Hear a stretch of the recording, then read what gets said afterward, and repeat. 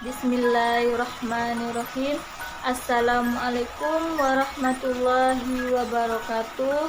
Kami dari kelompok 3 akan menjelaskan isi makalah kami dengan judul jual beli. Jual beli menurut bahasa adalah menukar sesuatu dengan sesuatu yang lainnya. Sedangkan menurut istilah, jual beli adalah suatu akad tukar-menukar barang atau harta yang dimiliki sesuai dengan tata cara yang telah ditentukan.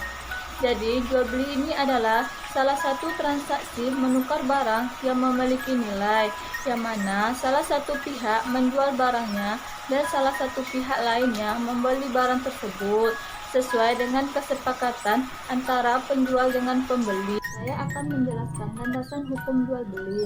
Para ulama sepakat bahwa jual beli ini diperbolehkan dengan alasan manusia tidak bisa mencukupi kehidupannya tanpa bantuan orang lain. Dan adapun landasan yang memperbolehkan jual beli ini terdapat dalam Al-Quran surat An-Nisa ayat 29 yang berbunyi, A'udzu billahi minasyaitonir rajim. Bismillahirrahmanirrahim. Ya ayyuhalladzina amanu la taqulu amwalakum bainakum bil batili illa an takuna tijaratan an taraddi minkum wa la taqtulu anfusakum innallaha kana bikum rahima. Artinya, hai orang-orang yang beriman, janganlah kamu memakan harta sesama dengan jalan yang batil, kecuali dengan jalan perniagaan antara suka sama suka di antara kamu. Sungguh Allah Maha Penyayang bagimu. Landasan dasar hukum hadis dari Rifa ibnu Rafi radhiyallahu anhu, Nabi Muhammad SAW ditanya tentang pencarian yang paling baik. Beliau menjawab, seseorang yang bekerja dengan tangannya dan jual beli yang mabrur. C. Rukun jual beli.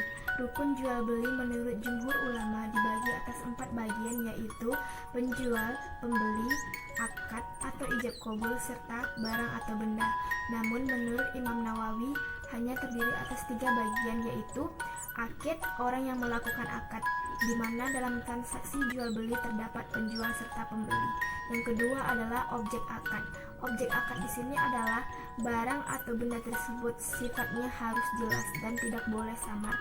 Ketika barang atau benda tersebut sifatnya samar, maka transaksi dianggap tidak sah karena dianggap telah melakukan unsur penipuan. Yang ketiga adalah ijab dan qabul. Ijab adalah perkataan dari sang penjual seperti, aku jual barang ini kepadamu dengan harga sekian. Dan qabul adalah ucapan dari sang pembeli seperti, aku beli barang ini daripadamu dengan harga sekian. D. Syarat jual beli. Syarat jual beli terdiri atas 4 syarat, yaitu yang pertama adalah berakal. Berakal di sini adalah seseorang dalam keadaan sadar dan sedang tidak dipengaruhi oleh sesuatu apapun, seperti dalam keadaan mabuk atau gila. Yang kedua adalah dalam keadaan suka sama suka, di mana tidak adanya paksaan dari pihak manapun. Dan yang ketiga adalah tidak mubazir atau tidak melakukan pemborosan. Dan yang terakhir adalah balik atau sudah berumur di atas 15 tahun dan sudah dewasa.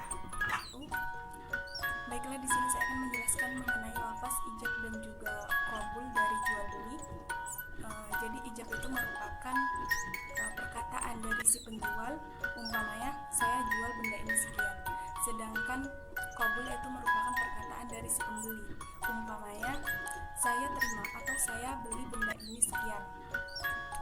Kemudian jual beli ini juga terdapat dalam ayat yang menjelaskan bahwa jual beli ini dia harus atas dasar suka sama suka, dan terdapat pada sabda Rasulullah SAW yang artinya sesungguhnya jual beli hanya sah jika suka sama suka, yaitu pada riwayah Ibnu Hibban. Sedangkan suka sama suka ini dia tidak dapat terlihat jelas kecuali melalui perkataan, karena kalau melalui perasaan itu tergantung pada hati masing-masing. Kemudian menurut ulama yang mewajibkan lafaz Lafaz ini dia diwajibkan jika memenuhi beberapa syarat. Yang pertama yaitu keadaan ijab dan qabul ini dia saling berhubungan. Kemudian yang kedua, makna keduanya ini dia harus mufakat atau sama walaupun pengucapan lafaznya ini berlainan. Kemudian yang ketiga yaitu tidak disangkutkan oleh urusan lain. Seperti katanya, jika saya jadi pergi, saya jual benda ini sekian. Kemudian yang terakhir yaitu tidak berwaktu, karena kalau berwaktu hingga sebulan ataupun setahun itu maka tidak sah. Selanjutnya itu adalah hukum jual beli. Nah, di dalam hukum jual beli ini kan ada hukum jual beli halal dan hukum jual beli haram.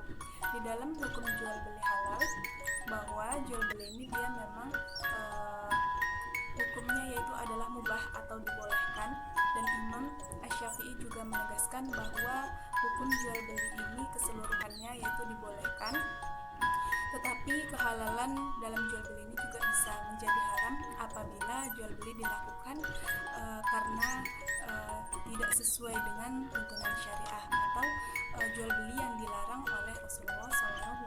Selanjutnya yaitu adalah jual beli haram. Nah, jadi yang melanggar haramnya jual beli ini yaitu yang pertama terkait dengan akad. Yang terkait dengan akad ini yang pertama yaitu barang yang melanggar syariah, misalnya orang yang menjual benda najis, kemudian orang yang menjual barang yang tidak pernah ada, kemudian menjual barang yang dapat merusak ataupun tidak dapat bermanfaat untuk diri kita sendiri.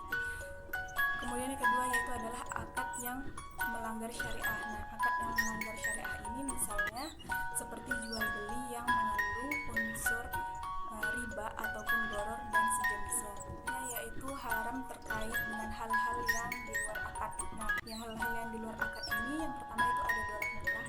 Dorah mutlak ini contohnya seperti jual beli budak di mana memisahkan ibu dan anaknya. Kemudian seperti jual beli perasan buah yang akan dijadikan sebagai khamr. Kemudian yang kedua yaitu ada melanggar larangan agama. Contohnya itu seperti jual beli yang dilakukan saat terdengar azan sholat Jumat. Materi selanjutnya adalah macam-macam jual beli dalam Islam. Macam-macam jual beli dalam Islam ini terbagi menjadi 3 segi. Yang pertama adalah dari segi benda, yang kedua dari segi objek, yang ketiga dari segi subjek atau pelaku akad. Nah, yang pertama adalah dari segi benda. Dari segi benda ini terdapat beberapa bagian. Yang pertama itu adalah jual beli yang kelihatan. Maksud dari jual beli yang kelihatan ini adalah pada saat kita melakukan akad jual beli benda maupun barang, maka barang atau benda tersebut harus berada di depan pembeli maupun penjual. Hal ini dilakukan agar tidak terjadinya fitnah terhadap barang tersebut. Yang kedua adalah jual beli yang disebut dengan sifat-sifat dalam perjanjian. Maksudnya di sini adalah jual beli pesanan atau yang disebut dengan salam. Salam adalah jual beli yang secara tidak tunai atau meminjamkan barang sesuatu dengan suatu perjanjian yang akan ditangguhkan pada masa-masa tertentunya. Yang ketiga adalah jual beli benda yang tidak ada dan tidak dapat dilihat. Nah, jual beli benda ini sangat diharamkan ataupun dilarang dalam Islam. Mengapa? Karena jual beli benda ini tidak ada wujud barangnya. Dikhawatirkan atau ditakutkan barang tersebut adalah barang hasil curian ataupun sebagainya, sehingga tidak bermanfaat bagi pembeli. Selanjutnya adalah dari segi objek. Dari segi objek ini terdapat beberapa bagian. Yang pertama itu adalah bai al-muqayyadah, yaitu jual beli barang dengan harga barang atau yang disebut dengan istilah barter, yaitu kita membeli barang lalu kita membayar dengan harga barang tersebut. Yang kedua adalah bai al-mutlaq, yaitu jual beli barang dengan barang lainnya atau menjual suatu syam secara mutlak. Yang ketiga adalah bai asyaf, yaitu memperjualbelikan asam dengan asyam lainnya seperti dolar ataupun dirham. Selanjutnya adalah dari segi subjek atau pelaku akad. Ini terbagi menjadi beberapa bagian. Yang pertama itu adalah akad jual beli ini dilakukan secara lisan. Ini adalah hal yang banyak dilakukan oleh kebanyakan orang karena mudah dengan menggunakan lisan saja, dan bagi orang bisu bisa menggunakan bahasa isyarat ataupun bahasa pengganti yang mudah dipahami mereka. Yang kedua adalah penyampaian akad jual beli ini melalui tulisan, perantara maupun surat menyurat. Jual beli seperti ini sama halnya dengan ijab kabul.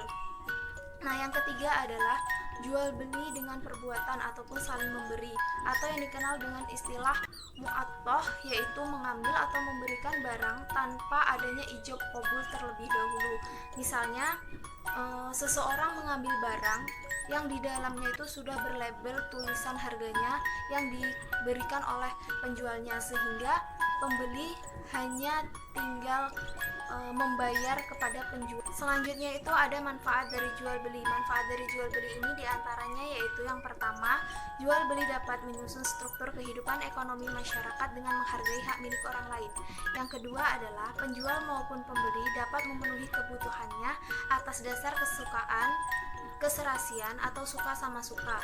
Yang ketiga adalah masing-masing pihak akan merasa puas, yaitu penjual melepaskan barang dagangannya lalu mendapatkan uang, dan pembeli mendapatkan barang yang dia inginkan dengan mengeluarkan uang. Nah, yang keempat adalah menjauhkan diri dari hal-hal yang tidak diinginkan atau memakan hak batil. Yang kelima adalah penjual maupun pembeli mendapat rahmat dari Allah. Yang terakhir adalah hikmah dari jual beli. Hikmah dari jual beli ini diantaranya seperti Allah Subhanahu wa Ta'ala telah mensyariatkan jual beli ini sebagai pemberian keleluasaan maupun keluangan untuk semua hamba-hambanya, karena semua manusia secara pribadinya mempunyai kebutuhan seperti kehidupan sandang, pangan, maupun papan.